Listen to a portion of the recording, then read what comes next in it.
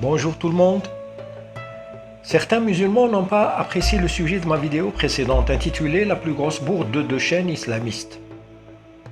Le plus grand problème chez les islamistes, y compris ceux qui possèdent des chaînes YouTube, quand ils vous mettent des commentaires, est qu'ils ont tout de suite un réflexe communautariste chauviniste. D'après leur réaction, on comprend vite qu'ils considèrent ces textes supposés universels comme leur propriété privée. C'est la logique d'une secte. Il y a nous, puis le reste du monde. Alors s'il vous plaît, il faudra choisir. Si c'est des enseignements et une miséricorde destinés à toute l'humanité, alors toute l'humanité est en droit d'analyser ces textes, de détecter les anomalies, de les critiquer, et libre à elle d'accepter ou de rejeter votre offre. Mais par contre, les musulmans font comme le marchand susceptible, qui expose sa marchandise à toute la planète, mais qui avertit le monde en disant « Faites attention, ne critiquez pas mon produit, vous risquez d'heurter ma sensibilité, vous blessez mon amour-propre, et surtout faites attention car je suis toujours à l'affût de celui qui va critiquer ou qui va dénigrer ma marchandise. » Vous avez remarqué sûrement chez les musulmans qu'il y a trois sortes de commentaires. Premièrement, comme je vous le disais, soit il vous attaque personnellement, il vous insulte votre personne comme s'il vous connaissait et qu'il avait un différend personnel avec vous. Deuxièmement, soit que ne connaissant même pas de quelle confession vous êtes, il attaque directement la Bible et vous apporte des faits similaires à l'islam dans l'Ancien Testament, comme si le mauvais exemple apporté justifierait un verset violent ou misogyne dans le Coran. Mais au fond de lui, il essaye d'être en règle avec sa conscience. Troisièmement, soit il te dit « Oui, c'est écrit blanc, mais ça ne veut pas dire blanc ». Il vous balance l'argument « Vous n'avez rien compris, demandez à ceux qui comprennent les textes parmi les cheikhs. » Pourquoi il te répond comme ça? Bien parce qu'on a appris aux musulmans à travers des siècles de ne pas fouiner, ni critiquer, ni douter, mais juste demander aux religieux et de se contenter de leurs réponses. C'est ce qui explique en grande partie le trou noir culturel et scientifique dans lequel s'enfonce le monde musulman depuis quelques siècles. Dans la vidéo, j'ai abordé deux volets et je constate que ce qui est dérangeant pour eux, ce n'est que le fait de critiquer leurs co-religionnaires, pas plus. Parce que personne n'a pu exprimer son désaccord en apportant des contre-arguments. D'ailleurs, que peuvent-ils répondre au fait que le récit d'Adam est un récit biblique et que les noms de ses deux fils ne figurent ni dans le Coran ni dans les hadiths authentiques du prophète? Que peuvent-ils répondre au fait que le Talmud et les Midrash juifs ont été écrits des siècles avant l'islam? C'est simple, ils n'ont aucune réponse, ni eux, ni le plus grand érudit de leur imam. Pour ce qui est de la vidéo d'aujourd'hui, elle est la suite de la vidéo « Prophète contre reptiles ». Elle reprend brièvement comment le prophète décrivait certains animaux dans ses hadiths. Selon un hadith rapporté par Abu Huraira dans le Sahih Muslim Kitab al-Birr was-Sila wal-Adab, les animaux dans les hadiths sont comme les hommes. Le jour du jugement dernier, ils répondront de leurs actes. D'ailleurs, un célèbre cheikh salafiste égyptien, Cheikh al-Huwaini, a affirmé que selon le Coran, Allah dit qu'il a créé des communautés d'humains et d'animaux. Et il a dit aussi dans un autre verset que pour chaque communauté, nous avons envoyé un messager.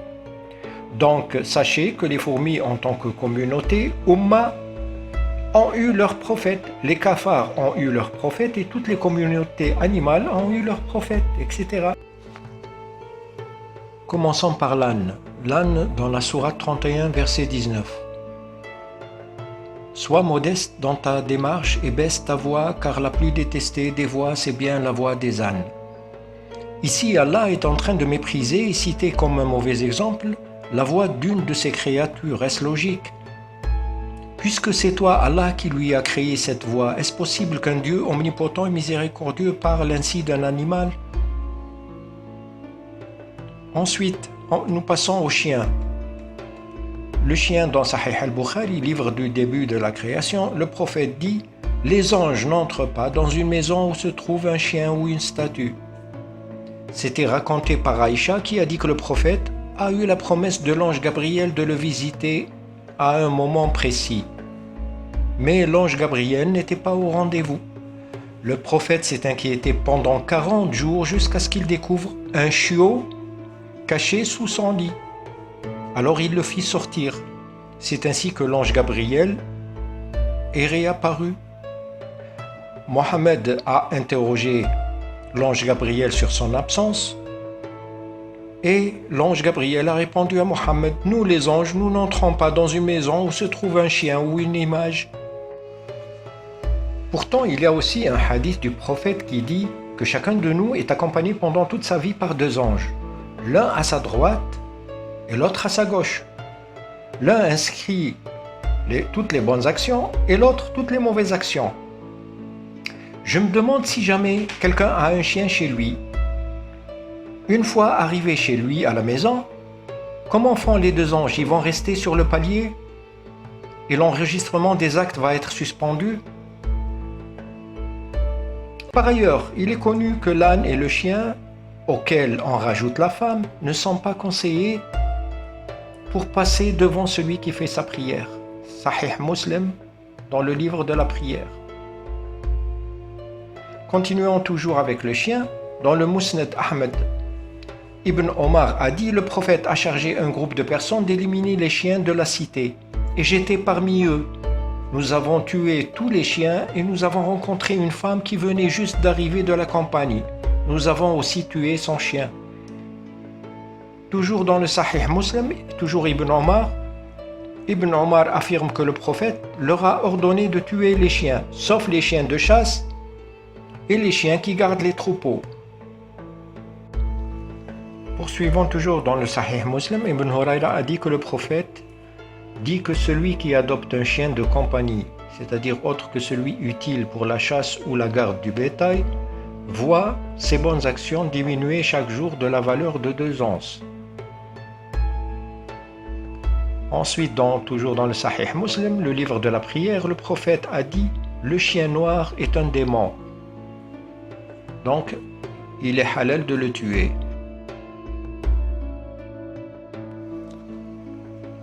Passons maintenant au serpent. Nous avons déjà vu que le serpent doit être tué, sauf celui que vous trouvez dans votre maison. Parce qu'il se peut qu'il soit un démon musulman. Laissez-lui 3 jours, s'il est toujours là, c'est que c'est un démon mécréant, vous pouvez le tuer. Nous avons aussi vu le gecko, ce petit lézard qui a été accusé d'avoir ravivé le feu du bûcher sur lequel était mis Abraham. Et le gecko donc était un reptile qu'il fallait obligatoirement tuer et qu'il y avait une grosse récompense sur le nombre de geckos tués. Ensuite, les chameaux et les dromadaires. Les dromadaires sont la réincarnation des djinns, selon un hadith du prophète. Il conseille de boire son urine et son lait, et pourtant dans un autre hadith, il dit: si vous avez mangé la viande d'agneau, vous pouvez ne pas faire d'ablution, ne pas vous laver avant la prière. Mais si vous avez mangé la viande de dromadaire, vous devez refaire vos ablutions. Et en plus, il rajoute dans un autre hadith de l'imam Ahmed: si vous voulez prier, ne priez pas dans les écuries de dromadaires. Par contre, vous pouvez prier dans toutes les autres écuries. La question est: comment peut-on croire que le dromadaire descend du démon et en même temps boire son urine et son lait et manger sa viande? Passons maintenant aux singes. Il y a une légende populaire juive dans le Talmud babylonien, Sanhedrin 109, qui raconte que le tiers des hommes qui ont bâti la tour de Babel, en Irak et en Mésopotamie, ont été transformés en singes.